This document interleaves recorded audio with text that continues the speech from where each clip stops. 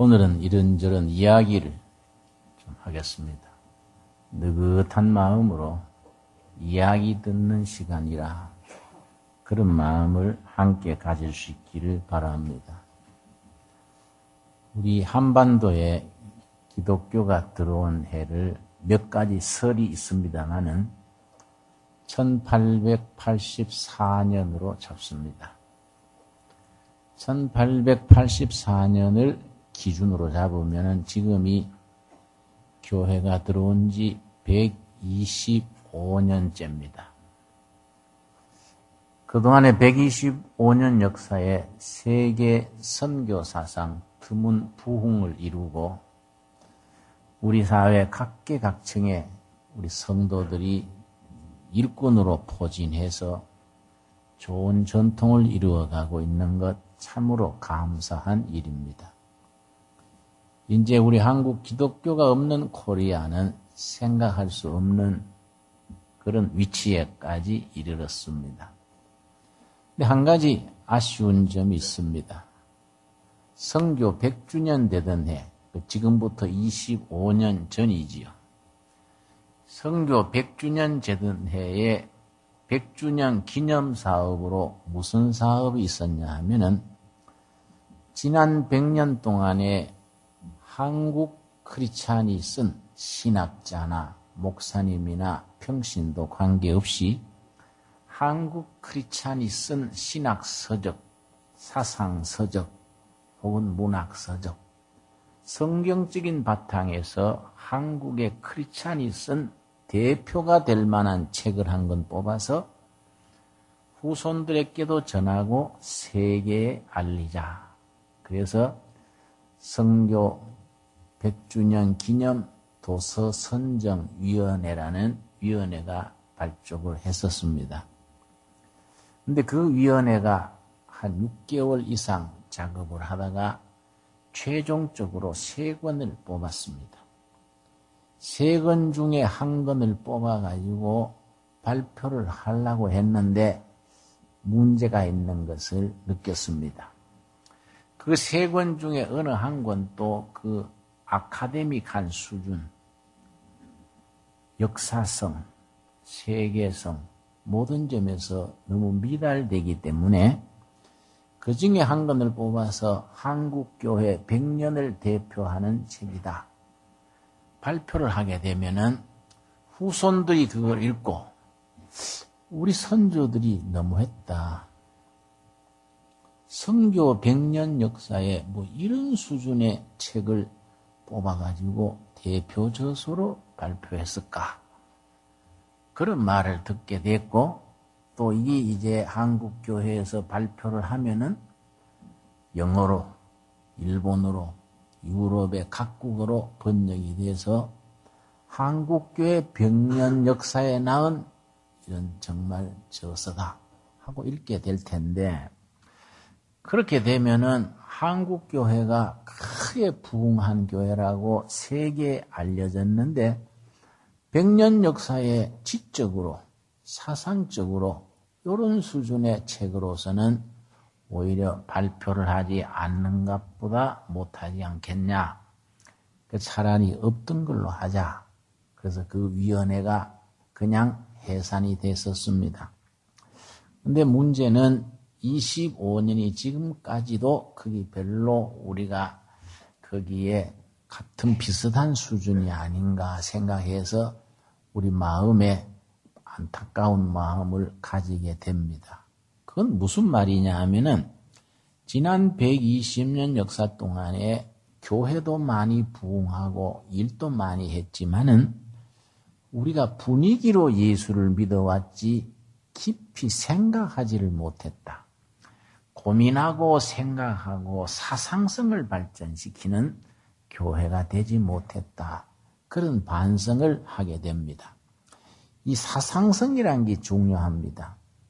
우리 신앙은 믿음으로 구원받는 신앙이기 때문에 사상성을 너무 강조해버리면은 세상 이데올로기가 되고 세상에서 상대적이 됩니다.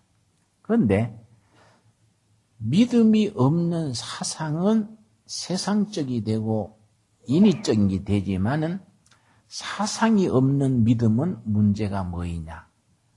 그 시대를 이끌어가는 정신세계, 문화를 형성해서 그 백성들의 혼을 채워주고 이끌어가는 그런 역할을 하지 못하게 됩니다. 그러니까 구원의 신앙, 성서의 바탕을 둔 분명한 복음신앙 위에 그 시대 백성들의 혼을 깨우치고 시대를 이끌어갈 수 있는 그런 사상성이 더해졌을 때에 참 우리가 하나님께 영광 돌리고 역사에 뿌리를 내리는 교회로 자라갈 수 있습니다. 그 점에서 우리가 참 대단히 아쉬운 상태에 있습니다.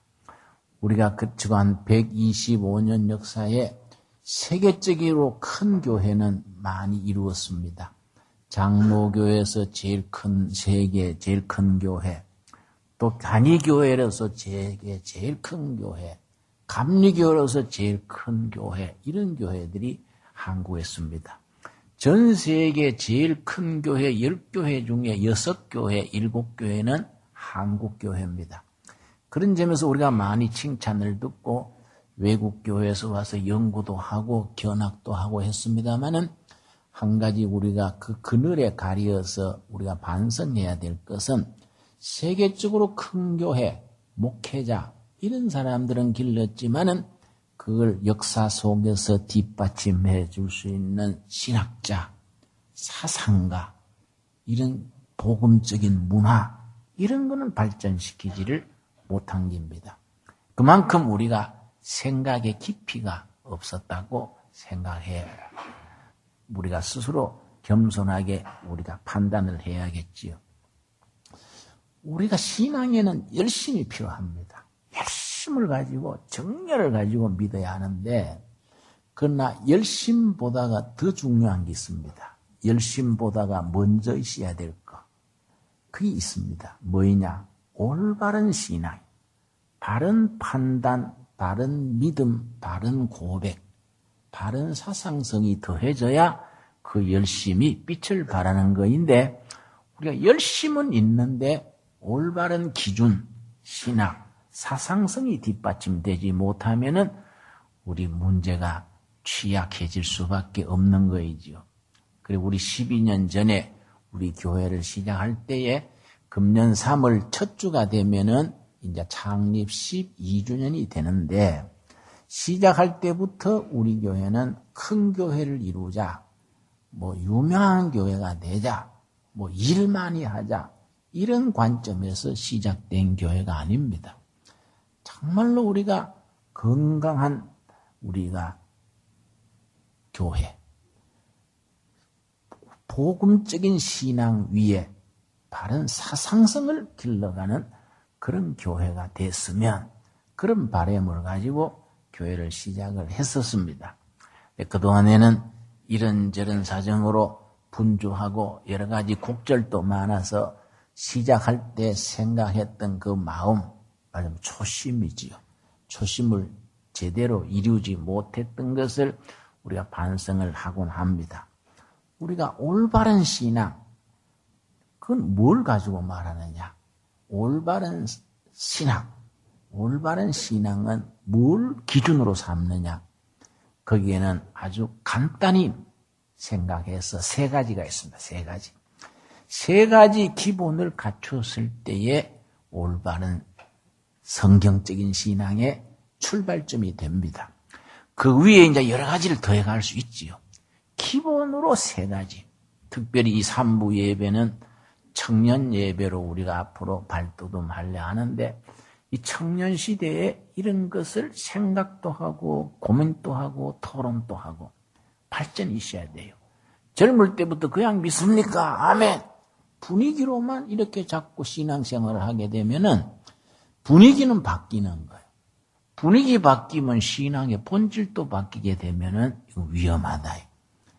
그러니까 우리가 뜨거운 가슴을 가지고 정열 있게 우리가 교회를 받들고 신앙생활을 하되 우리가 바른 판단, 바른 신앙, 바른 기초를 딱 세우면서 나가야 그 신앙이 정말 생산적이고 창조적인 신앙이 될 수 있는 거지요.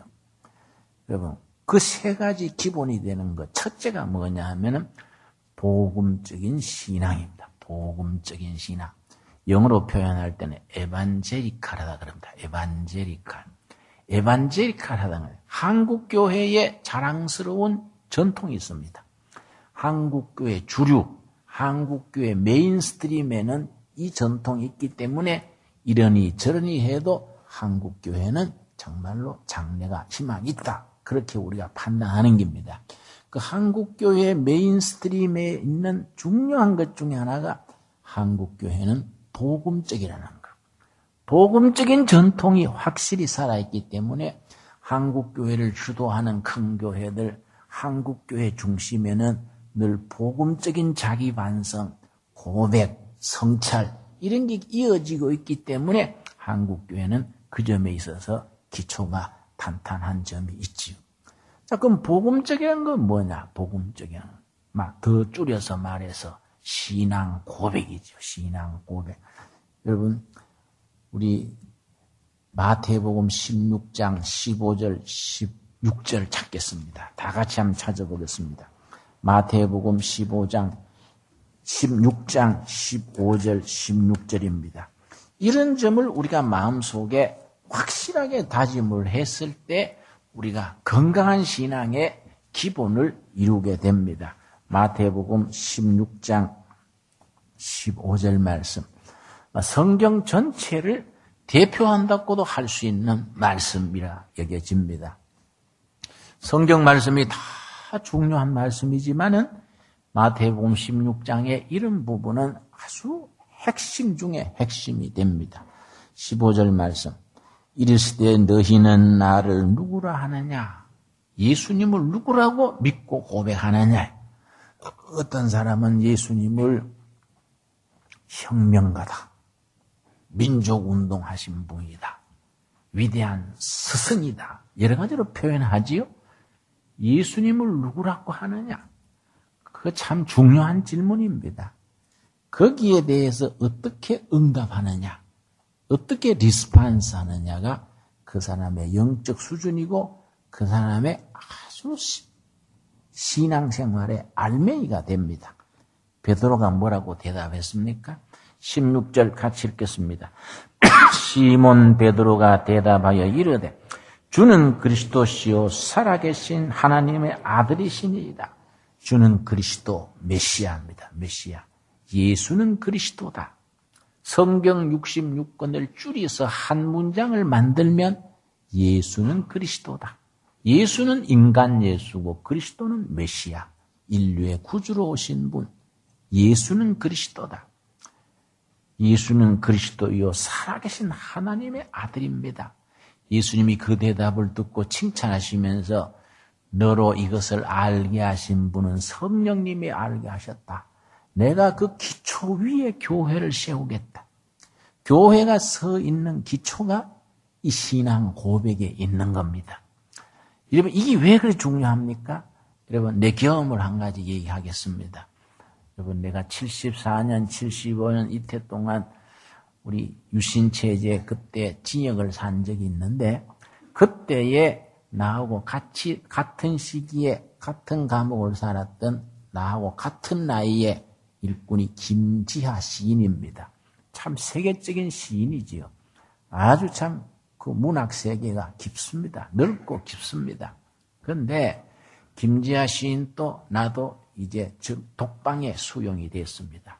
한 평이 못 되는 조그마한 독방에 표시돼 사는데 그때는 우리 교도소에서 일체 다른 책은 차입이 안 됐습니다. 책은 다 압수해버리고 성경만 허락했습니다. 또 불교 믿는 분들은 불경만 허락했습니다. 그리고 김지아는 캐톨릭에서 영세받은 부입니다. 영세는 말하자면 우리말 세례지요. 세례를 받는다, 침례를 받는다, 영세를 받는다는 것은 마태복음 16장 16절 시몬 베드로가 고백한 거기에 아멘 하고 공감을 함으로써 세례받고 침례받고 영세받는 겁니다. 그래서 우리 김지하 시인은 그 캐톨릭의 지학순 주교님한테 영세를 받았습니다. 그러니까 그 영세 받았다는 것 자체는 마태복음 16장 베드로의 신앙 고백을 통과한 사람이 받는 겁니다. 그건 기본입니다. 기본. 그래서 이제 성경을 둘 다 이제 나는 세례받은 목회자고 김지하는 영세받은 캐톨릭 신자로서 독방에 사는 성경을 보는데 교도소에서는 성경을 성경이란 거라고 이스라엘 무협지라 그럽니다. 이제 뭐 이스라엘 무협지라는 성경을 이제 열심히 둘 다 읽었습니다. 다른 책이 없으니까 성경 읽을 수밖에 없지요. 열심히 성경을 그때 읽었습니다. 4년 전에 김지하 시인이 자기 자서전을 출간했습니다. 책 제목이 흰 그늘의 길, 이런 제목, 흰 그늘의 길 1, 2, 3권입니다. 같은 해에 나도 황무지가 장미꽃같이라는 1, 2, 3권 자서전 비슷한 걸 내고 김지하 시인 또 출간을 했는데 내가 김지하 시인의 그 자서전이 나오자마자 서점에 가서 3권을 사다가 첫 분부터 마지막까지 정독을 했습니다. 아주 마음에 닿는 부분은 밑줄 그어가면서 참 읽었습니다. 그런데 그 자서전에 무슨 부분이 있느냐 하면은 교도소에서 이스라엘 무협지 읽었던 그게 나와요. 그 결론을 뭐라고 그 책에 썼느냐 하면은 나는 교도소에서 이스라엘 무협지라는 성경을 읽고 또 읽었다.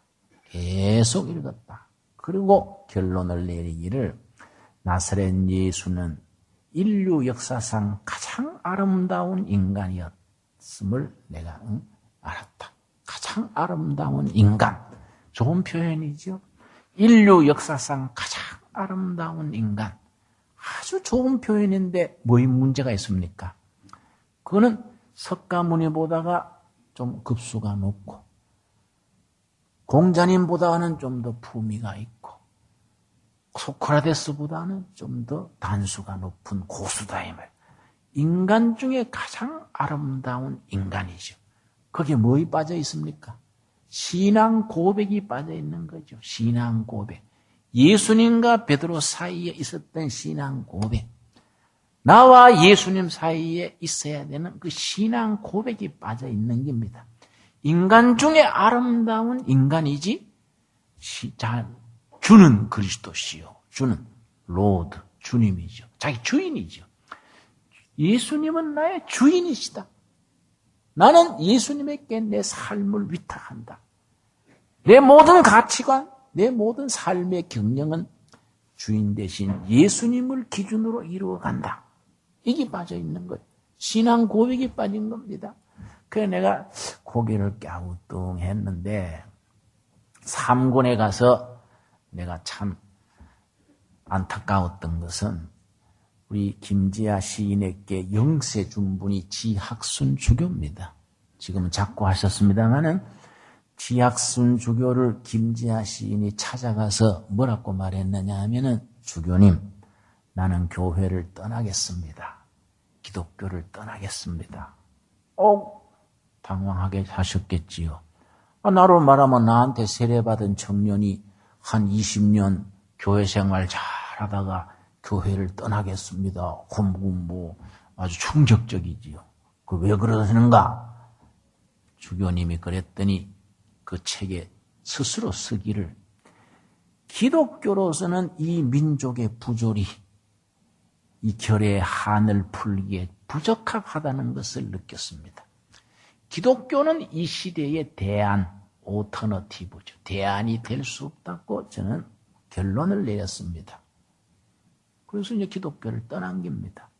그 과정 속에서 내가 참 깊이 생각했던 것은 유능하다, 학식이 많다, 뭐 다른 거 다 제쳐두고 여러분 베드로가 위대한 사도가 될 수 있었던 출발점이 뭡니까?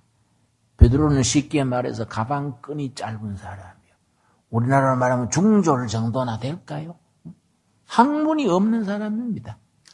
무슨 부미, 교양, 학력, 안구도 없는 사람입니다.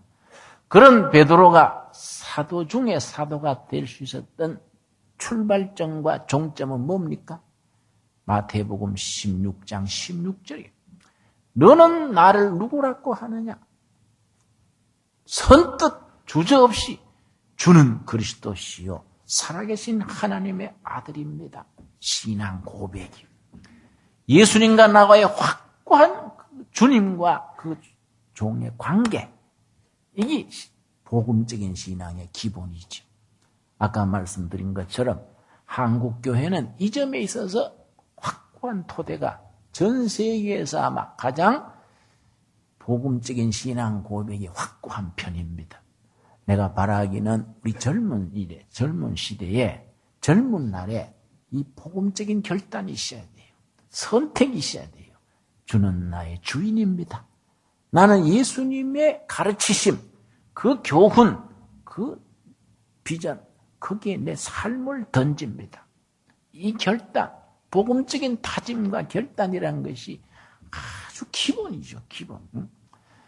사실은 내가 목회자로서, 두레교회 담당 목회자로서 하고 싶기는 교인 한 명 한 명, 특별히 청년 시절에 한 명 한 명에게 이거 질문을 하고 싶어요.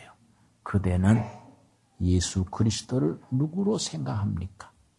마태복음 16장 15절 예수님이 제자들에게 물었던 질문을 되풀이하고 싶다. 거기서 대답이 나오기를 베드로와 같은 대답. 주는 그리스도시요 살아계신 하나님의 아들입니다. 이게 나올 수 있어야 된다. 또 묻고 또 반복하고 이건 해야 될 질문이죠. 두 번째, 우리 교회의 신앙이 바른 기초 위에 서려면 교회를 섬기는 마음가짐입니다. 교회를 섬기는, 좀 어렵게 표현해서 교회론이 확실해야 돼요. 교회론. 자기가 속한 교회를 지성을 다해서 섬기는 마음이죠. 정말 그리스도의 교회는 중요한 겁니다. 내가 우리 교우 중에 얼마 전에 한 분하고 대화를, 무슨 얘기를 하다가 좀 우리 교회 문제가 뭐 한 가지 조금 있어서 그 형제님이 나한테 뭐라는 거 하니, 목사님 그거 안 고치면 난 딴 교회로 옮길랍니다. 그 내가 얼른 대답하기를, 언제 옮기실라요? 가거든 편지라도 자주 하세요. 나 그러고 말았는데, 여러분 교회를 그렇게 쉽게 시행하면 안 돼요. 교회라는 건 그렇게 왔다 갔다 할 수 있는 데가 아니라고요. 내 영혼만 여기 맡겨 있는 데가 아니라 이 말이에요. 내 아들, 며느리, 손주, 대를 이어가면서 우리 영혼을 맡기는 영혼의 고향이다 이 말이에요. 교회라는 건 참 소중한 거이고, 교회에 뭐의 문제가 있으면 그 안에 공동체 일원으로서 헌신하면서 고쳐나가는 것이 바른 신앙이지, 뭐 교회를 옮긴다는 건 그건 정말로 최악의 선택이죠. 우리 교회 지난번에 어떤 교회에서 옮겨오신 안수 집사님, 권사님 부부가 다른 교회에서 우리 교회로 옮겨왔습니다. 그래 내가 새신자 환영하는 시간에 웬만하시면 섬기시던 교회 중진이신데, 안수 집사님, 권사님이면 그 교회 기둥이신데 그 교회 그냥 섬기시지 옮겨오셨습니까? 별로 이사를 멀리 온 것도 아닌데요. 그랬더니 그분이 그래요. 목사님 섭섭합니다. 얼마나 고민했는지 아십니까? 목사님, 교회 옮기는 게요, 이혼하는 만큼 힘든다 그래요. 그렇게 고민하다가 겨우 옮겼는데 목사님 환영은 못해 주셔도 그렇게 초를 치십니까? 그래서 나는 기본 원칙을 말씀드리고 애석하다는 거이지 내가 다른 뜻은 아닙니다. 내가 그런 얘기를 했는데, 물론 이 참 교회라는 것은 심각한 겁니다. 교회라는 것은 여러분, 이 내 영혼과 자손들의 후대까지 이 교회에 우리 삶을 위탁하고 천국 가는 우리가 같은 동지로서 동행을 하는 거룩한 공동체 아니겠습니까? 나는 여러분 함석헌 선생님 잘 아시지요. 여러 해 전에 작고 했습니다만 지금도 나는 함석헌 선생님 책을 지금도 가끔 읽습니다. 내가 존경하는 어른이지요. 그러나 영적으로 신앙적으로는 내가 함석헌 선생을 인정을 안 합니다. 왜냐하면 본인도 말은 크리스찬인데 교회 서리 집사하는 것도 아니고 성수주의를 하는 것도 아니고 11정거 하는 것도 아니고 교회 무슨 성가대나 교사나 무슨 주차위원이나 뭔 직을 맡아서 섬기는 게 아니고 그냥 교회 잘 나가지 않으면서 교회 밖에서 무슨 글을 여러 편 썼느냐 하면은 한국교회여 회개하라. 이런 그 비슷한 글을 여러 쪽지를 썼습니다. 그래서 내가 그거 읽으면서 자기는 회개하라고 말하려면은 그 속에서 섬겨야 돼요. 그 속에서 굳은 일, 욕먹는 일, 힘드는 일 스스로 하면서 우리 회개하자 해야지. 자기는 밖에서 말씀 팔짱 끼고 있는 채로 회개하라 하는 그건 영적이 아니다 이거지. 그건 교회에 대한 바른 마음가짐이 아니다 이거지. 여러분, 그런 교회를 섬기는 자기 교회의 봉사직을 소중히 해야 됩니다. 여러분, 미국 전직 대통령 중에 대통령 재직 시에는 이런저런 별 성과가 없었습니다만은 대통령 물러난 뒤에 제일 존경받는 대통령이 있습니다. 그럼 대충 짐작해 가십니까? 지미 카터죠. 지미 카터. 남부 조지아에서 땅콩 농장 하시는 분인데 자기가 속한 교회의 유언주의를 수십 년 했습니다. 대통령 임기 마치고 난 뒤에 해외에 나갔다가도 토요일은 돌아오는 겁니다. 왜냐? 유엔주일학교 교사이기 때문에. 주일날 자기가 맡은 학생 6명, 7명 그 교사직을 감당하기 위해서 외국 갔다가 토요일은 돌아오는 거예요. 와가지고 주일날 자기 교사직을 감당하는 겁니다. 이게 교회를 섬기는 사람의 마음가짐입니다. 그런 적은 일에, 맡은 일에 헌신하는 그런 크리스찬들 통해서 주님의 교회가 기초가 세워져 가고 주님 교회가 하늘나라까지 연결하는 영적 사다리 역할을 하게 되는 겁니다. 여러분. 자, 우리 교회가 지녀야 될 아주 소중한 영적인 기초의 세 번째가 뭐이냐? 세 번째. 요 세 번째가 제일 우리 한국교회의 취약한 부분입니다. 이 점에 있어서 둘의 교회는 특별한 몫이 있는 점입니다. 첫 번째, 복음적인 신앙 고백이나 교회를 섬기는 마음가짐도 한국교회는 세계에 내세울 만한 참 아름다운 전통이 있습니다. 근데 세 번째가 약한 겁니다. 뭐냐? 역사의식이죠. 역사의식. 역사의식 그러면 좀 어렵게 들리지만은 그래 어려운 말이 아닙니다. 그 시대의 백성들의 아픔에 동참하고 결의의 운명에 우리가 책임지겠다는 책임감, 역사를 성경적인 역사로 세워나가겠다는 사명감, 이런 걸 통틀어서 역사의식이라 그러지요. 역사와 시대에 대한 책임이죠. 책임. 이게 아주 교회는 당연히 그 점에 있어서 사명감이 있는 겁니다. 특별히 구약시대 예언자 전통, 아름다운 전통이죠.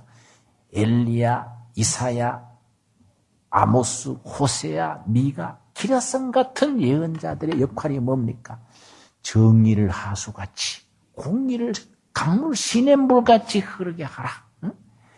정의와 사랑과 하나님과 함께하는 공동체적인 삶, 이런 걸 위해서 목숨을 거는 거죠. 그 목숨을. 이런 예언자적인 전통, 역사의식 얼마나 소중합니까?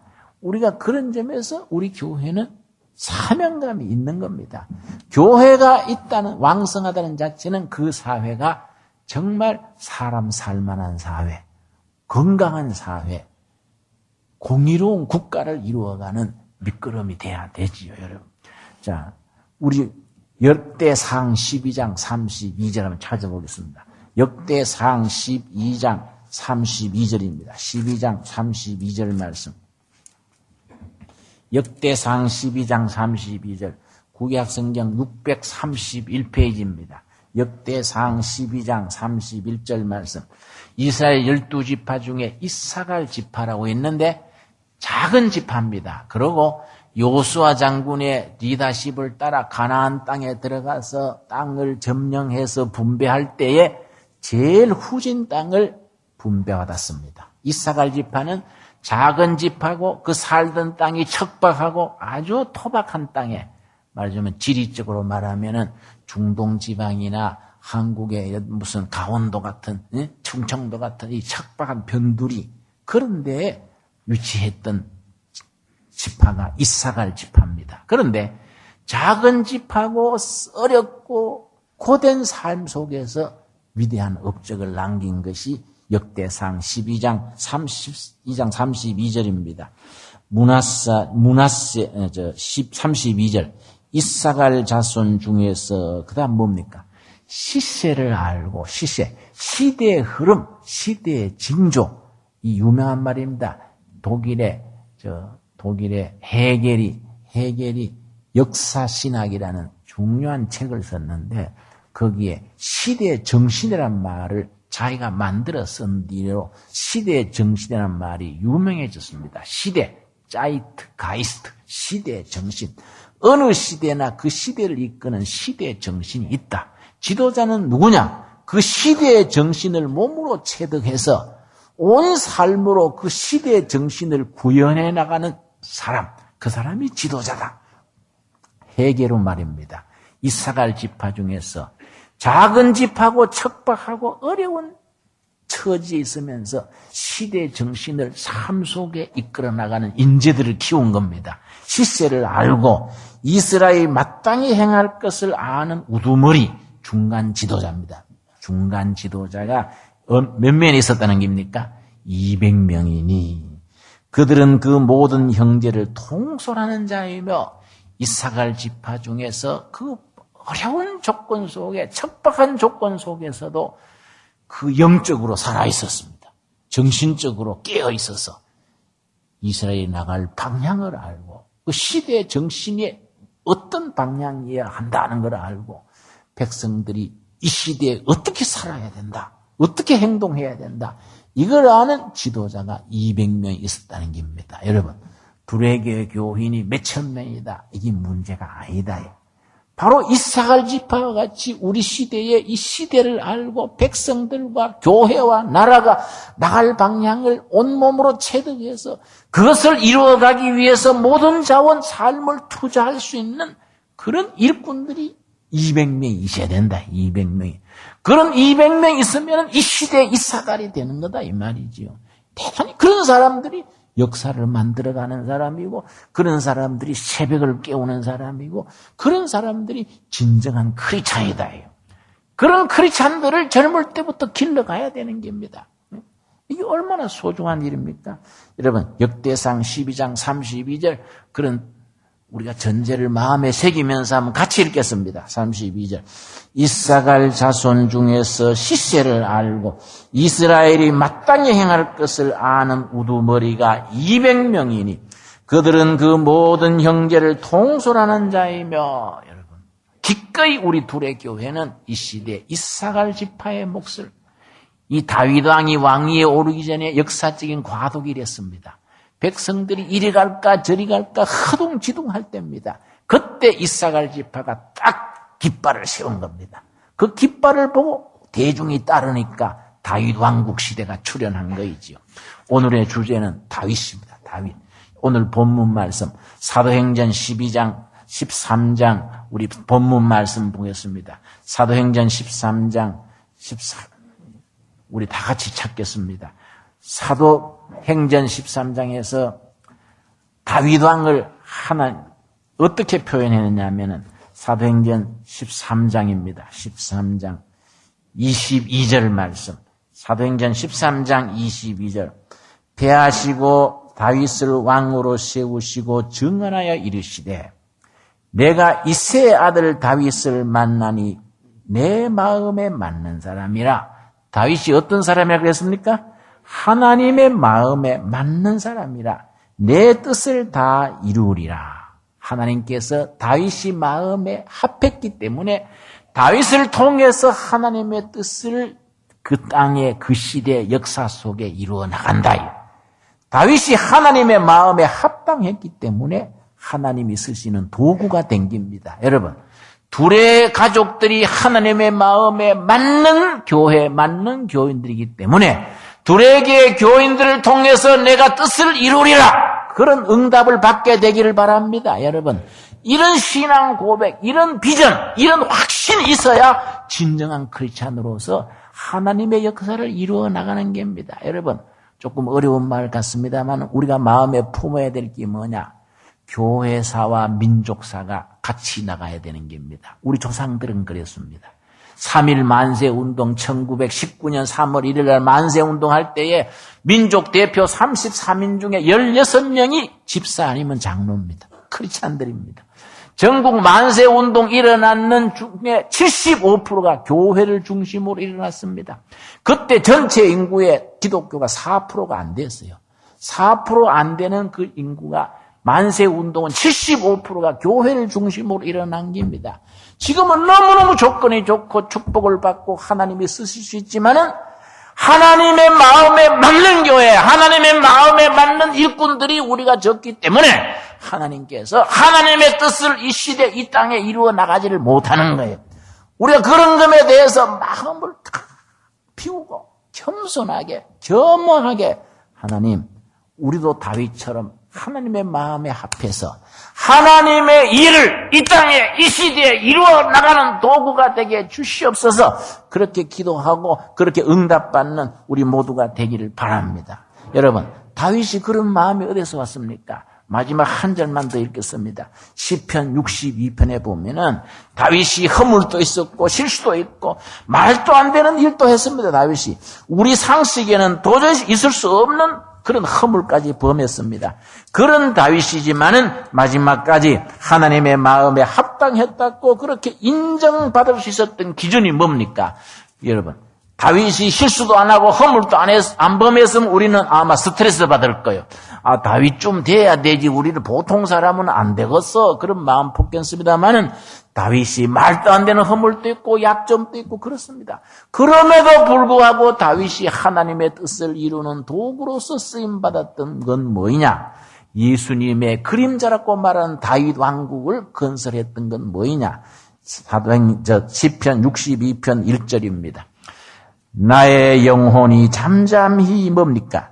하나님만, only 하나님만. 내 영혼이 어떤 시련, 어떤 역경에서도 하나님만 바라며 나의 구원이 그에게서 나오는도다. 2절 첫 번째 뭐라고 했습니까? 오직 뭡니까? 그만이, 하나님만이요. 하나님만이. only 하나님만이 나의 반석이요, 나의 구원이시요, 나의 요새이시니 내가 흔들리지 아니하리로다. 여러분, 요즘 세상이 통째로 흔들리지요. 경제도 흔들리고 교육도 흔들리고 민심이 흔들리지요. 가정도 흔들리고 다 흔들리지요. 그러나 하나님 안에서 우리가 흔들림 없게 되기를 바랍니다. 다윗의 신앙이 오늘 우리들의 신앙이 될 수 있게 되기를 바랍니다. 5절 말씀 우리 한번 같이 읽겠습니다. 나의 영혼아 잠잠히 하나님만 바라라. 물은 나의 소망이 그로부터 나오는도다. 소망, 희망입니다. 희망과 소망이 뭘 다릅니까? 목표가 분명한 희망을 소망을 해요. 소망. 우리의 희망은 여호와만이 주실 수 있다. 여호와만이. 다윗은 최악의 조건 속에서도 여호와만이 나의 희망이고 민족의 희망이다. 이걸 가슴에 품고 있었던 겁니다.